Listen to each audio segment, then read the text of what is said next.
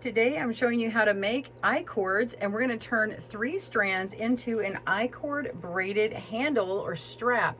You can make it as long as short as you like and slip it on and off your projects very easily. These are just so fun to make and quite the trend right now. This is going to be nice and strong for your knitted projects. You could also use it for crochet or a woven project as well. Today we are making this on knitting needles. Welcome to GoodKnit Kisses. We're all about helping you stitch your love and love your stitches. To get the pattern and supplies, please click down in the video description below and you'll find our blog. It has the free version there. If you'd like an ad-free version, we also have it on our Ravelry and Etsy stores, and the links are in that blog as well. We do have a right and left-handed video tutorial, so click down in that link and you'll see those as well. I'm going to point out a couple of supplies that are on the list, but I want you to see them. We are going to need a tapestry needle and a nice large locking stitch marker. So if you have an extra needle on hand to kind of stick through there, that's fine, or a scrap piece of yarn. If you don't have a locking stitch marker that's large enough, that's okay, but these are going to need to fit through 3 of your I-cords, and it's going to help you in the sewing part of your project. We also have these swivel snap hooks, and these particular ones are about 2 inches long, so if you use one a little shorter than mine, just keep that in mind. You'll have to make your straps just a little bit longer. These I picked up in the sewing section of my hobby and craft store, and they come 2 to a package. This one is called nickel, and then I have another one called antique brass. So those are kind of nice, and just pick the one that works with your project color, and let's begin.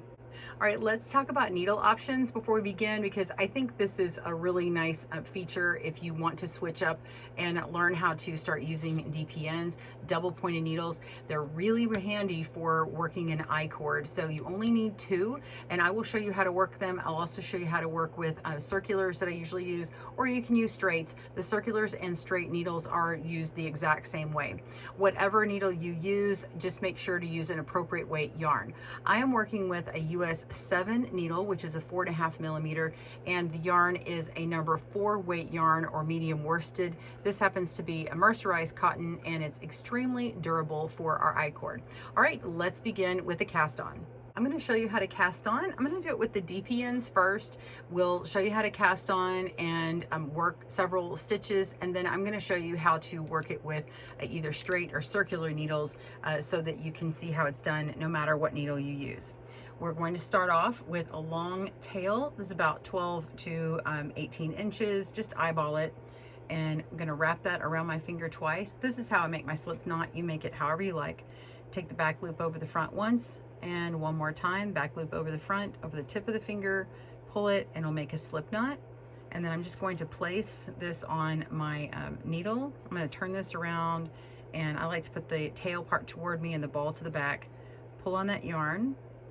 Okay, so now we're going to hold our yarn, split it.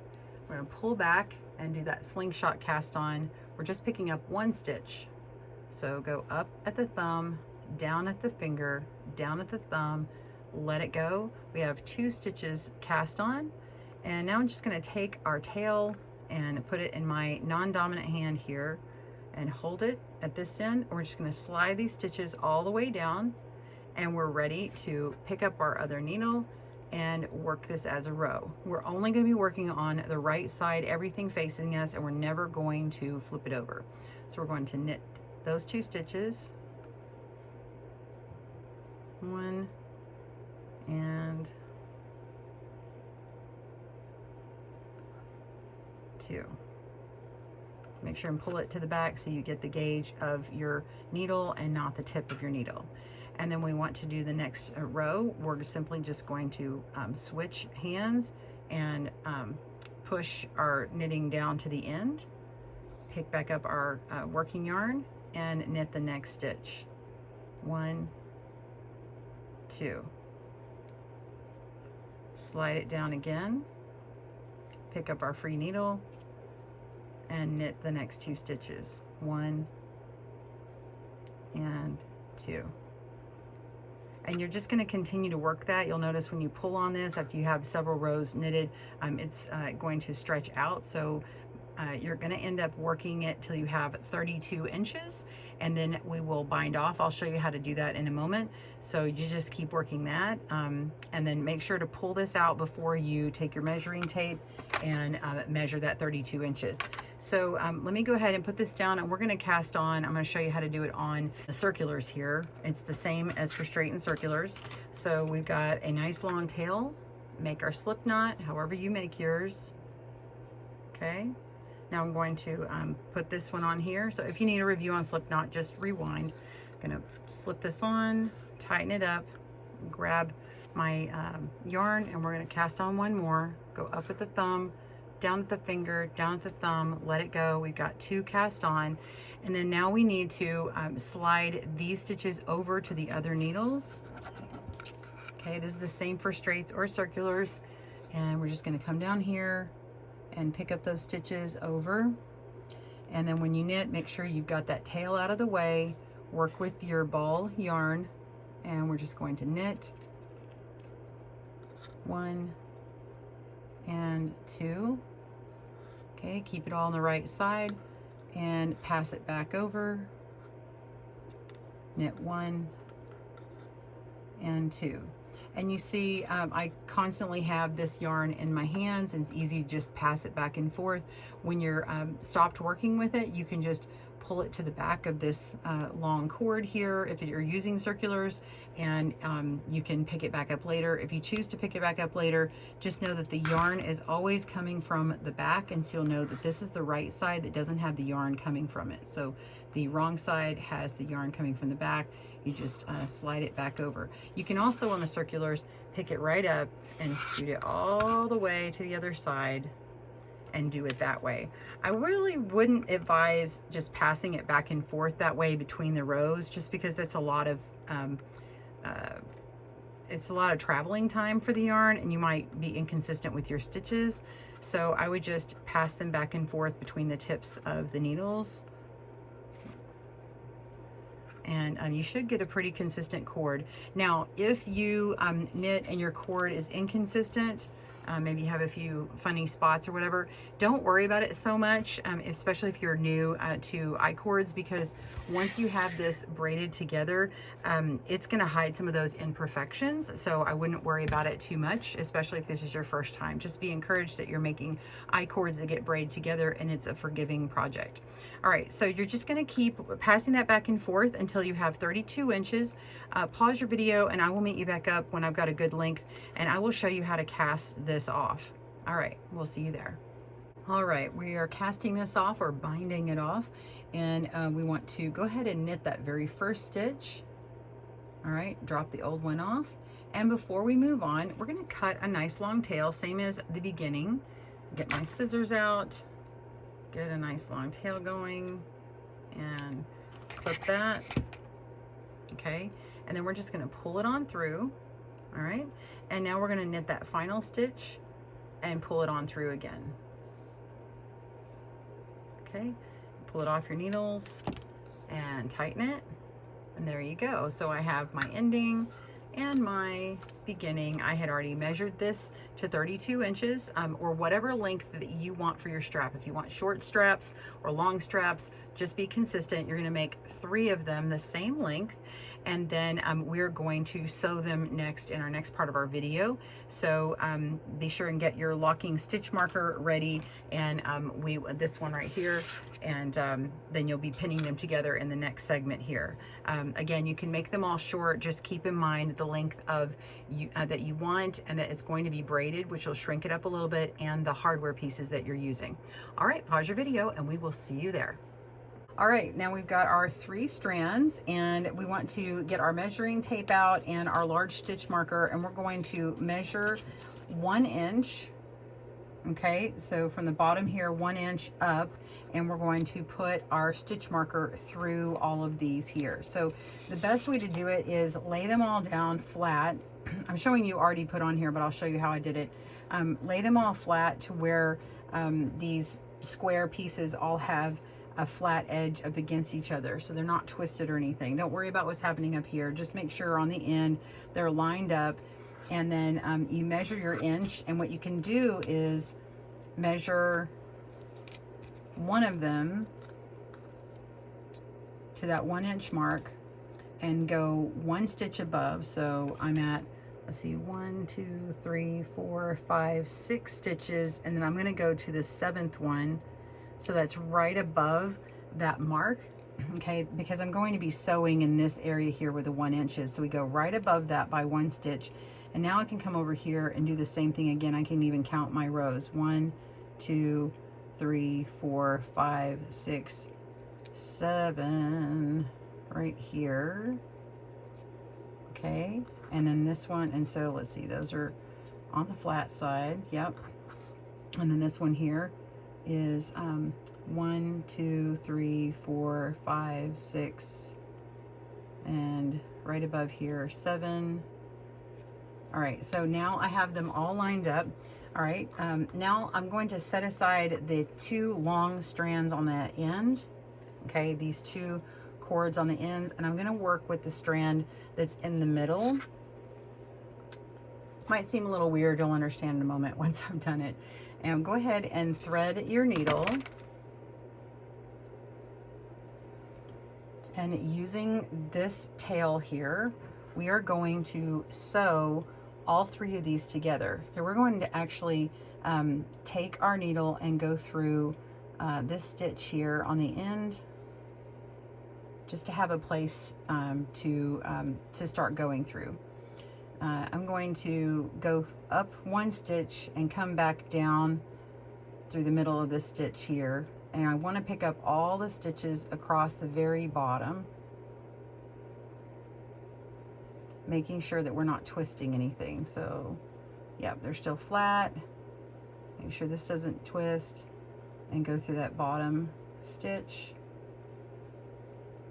Really, I'm just going through the middle because this is square and it's 1 stitch on every side. So now that I know that they're all flat and they're not twisted, I'm just going to pull this all the way through.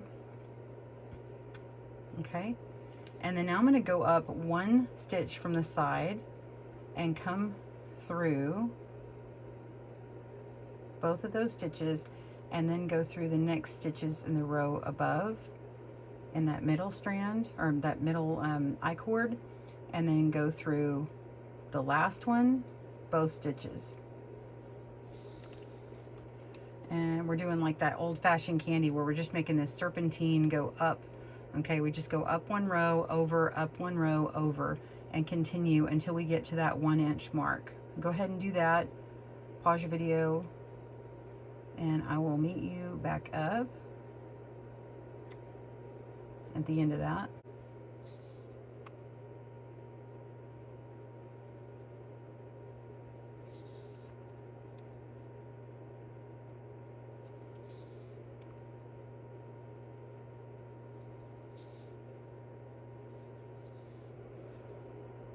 All right, so I'm on my last row. Oops. And you may be on the other end, that's okay. And now I'm just going to go back down and zigzag across, and we're just going to get it through all of those rows one more time, just for good measure.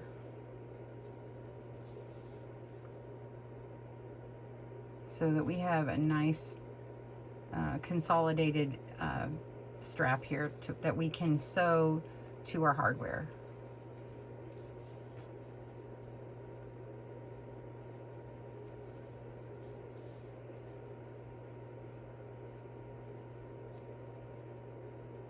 Okay.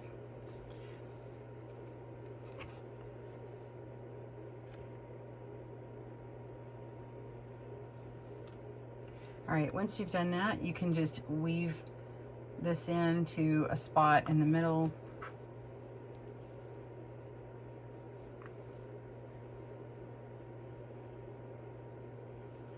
And just kind of come up in between some of those I-cords.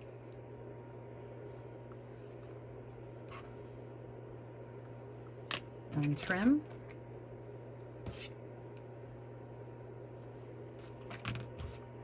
Okay, so now we need our hardware.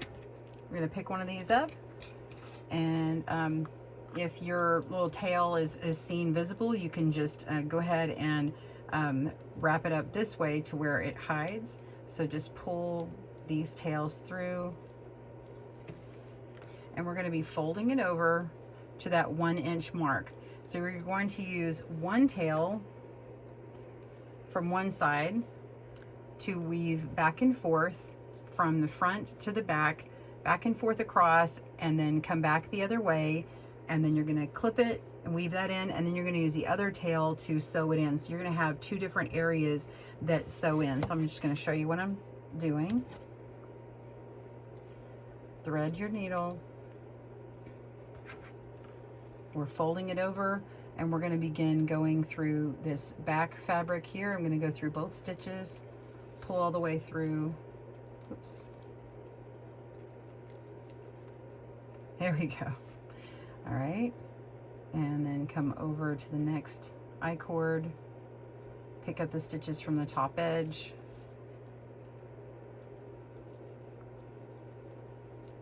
And I'm going to come through this one and sew that. And I'm going to come back through and do it again, just for good measure. Oop, golly, I didn't do this when I was sewing my example.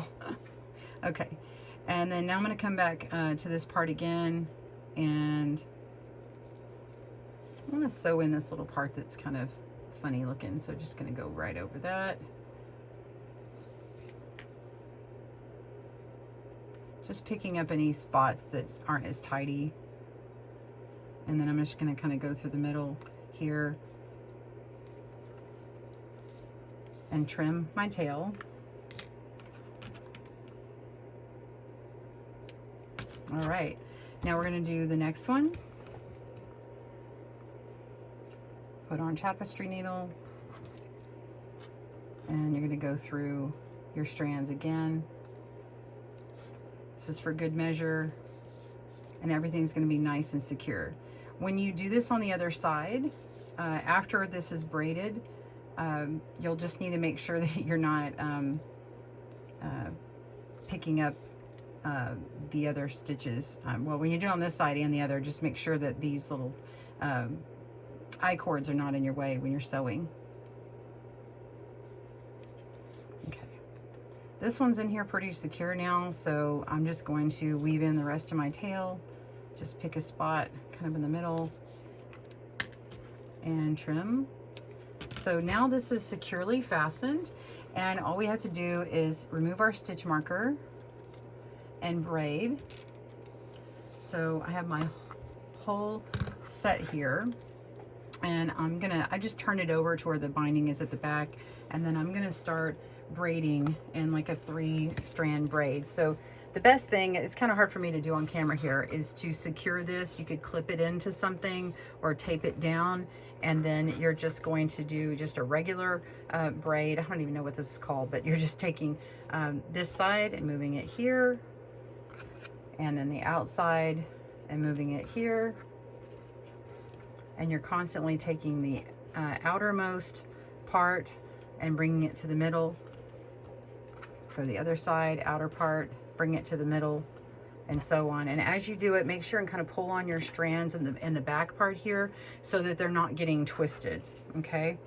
So now that I've done this one, we're gonna go here and so on. So continue working it, making sure that you don't get everything twisted up at the back here.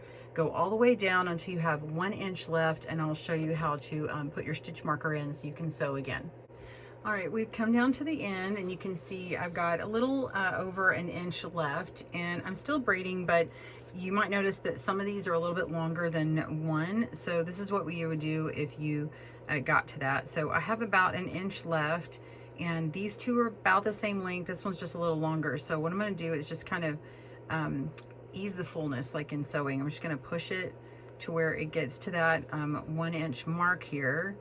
And then I can just take the extra part of that strand, pull on it and tug and find the strand that it's connected to up here, and just kind of pull it back into my strand up here and get that fullness out, like get that extra slack and work it up here, because you might have been a little bit tight in this other part of the braid. So you can kind of fix that a little bit later, but make sure you've braided enough so where it's not too loose.